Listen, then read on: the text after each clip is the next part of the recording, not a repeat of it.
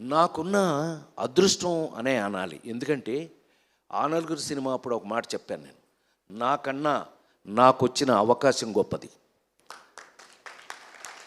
నేను గొప్పవాడిని కాదు, నాకు వచ్చిన అవకాశం గొప్పది.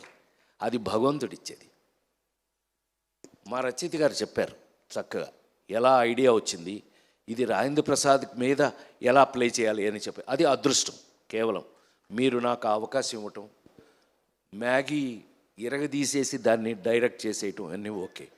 కానీ ఇప్పుడు అంటే త్రేతాయుగం, ద్వాపరయుగం, కలియుగంకి వచ్చేసిన కలియుగంలో ఇవాళ వస్తున్న కథలు మీరు చూస్తూనే ఉన్నారు కళ్ళ ముందు.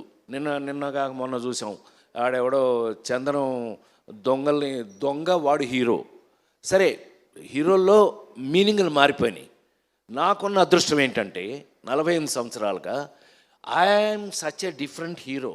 నువ్వు చెప్తుంటావు కదా, నాకు చిన్న ఫ్యాన్లేండి, చెప్తుంటావు కదా, అదేలే పెద్ద ఫ్యానేలే. సమాజంలో మన చుట్టూ ఉన్నటువంటి ఏమండి, లేడీ స్టైల్ రాడు హీరోనా, సన్నాసి అప్పులప్పారావు హీరోనా, పేకాటి పాపారావు హీరోనా, ఏ పిల్లోడు దొంగ వాడు హీరోనా?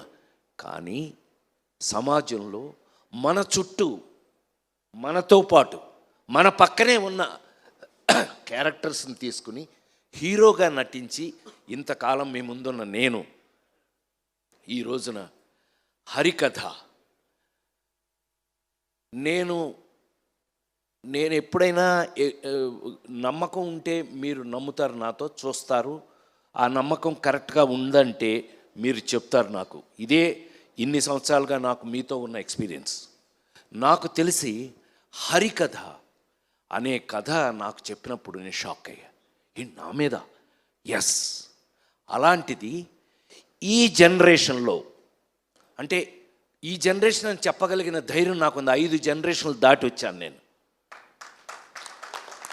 5 జనరేషన్స్ దాటి వచ్చాను. శ్రీరామ్, రామారావు, నాగేశ్వరరావు ఒక జనరేషను, కృష్ణన్నయ్య, సోన్బాబు అన్నయ్య వాళ్ళది ఒక జనరేషను, చిరంజీవి, నేను, మేము ఒక జనరేషను, మహేష్ బాబు, జూనియర్ ఎన్టీఆర్, అల్లు అర్జున్ ఒక జనరేషను. ఇప్పుడు కొత్త కుర్రాళ్ళు, మనకు పేర్లు కూడా తెలియదు, పక్కన యాక్ట్ చేస్తున్నాడు, పేర్లు కూడా జోక్ అది చేసేస్తున్నారు. చిన్న కుర్రాళ్ళు, యంగ్స్టర్స్ అంటున్నాడు, బాబోయ్ అంటున్నా. వాళ్ళని చూసి అయినా 5 జనరేషన్లు దాటి వచ్చిన వ్యక్తిగా నా అదృష్టం లేదు.